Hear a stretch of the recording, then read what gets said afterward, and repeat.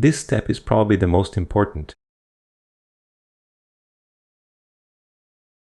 Without it, we might create a lifeless character, regardless of the details, textures, or their quality in later stages.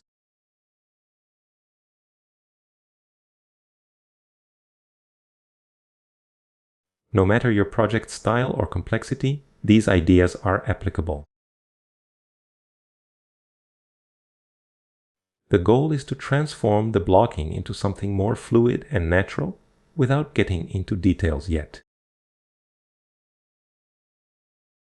Maintaining simplicity and clarity is crucial to not lose sight of what we're creating.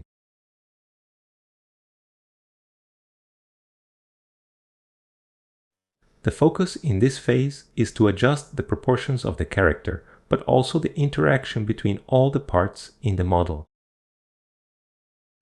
We'll do that by observing how all the objects are related and how much tension exists between them.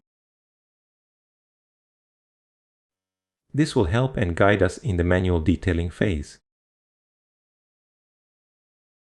It will also guide us to add distinct and special details in the textures.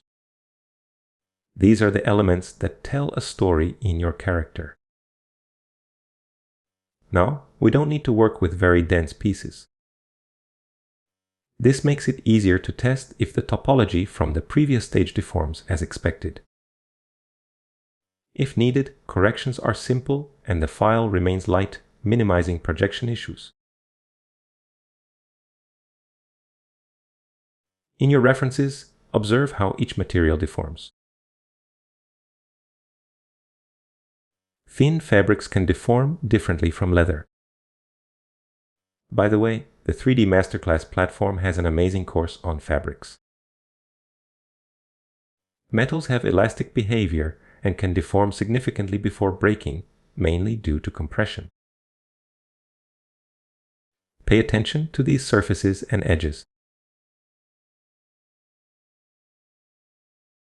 Small details like screws and pins require specific techniques to attach to other pieces.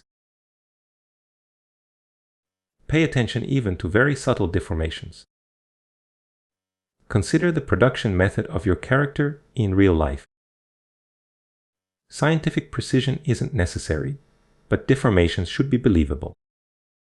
For example, certain seams are only possible with industrial machines. That means if your character has a more manual manufacturing aesthetic, maybe this approach needs to be rethought. Also, do yourself a favor and break the symmetry of your model, at least in the bigger pieces. If your character is more realistic, you can probably make these deformations heavier than you imagine. Don't add details now, so you are not afraid of changing things too early on. They can generate a sense of commitment, which is the opposite of what we need at this stage. If the design is defined and topology is under control, everything you do from here will give more life to the whole composition. The technical part is very simple. I only use basic brushes and keep a lower resolution.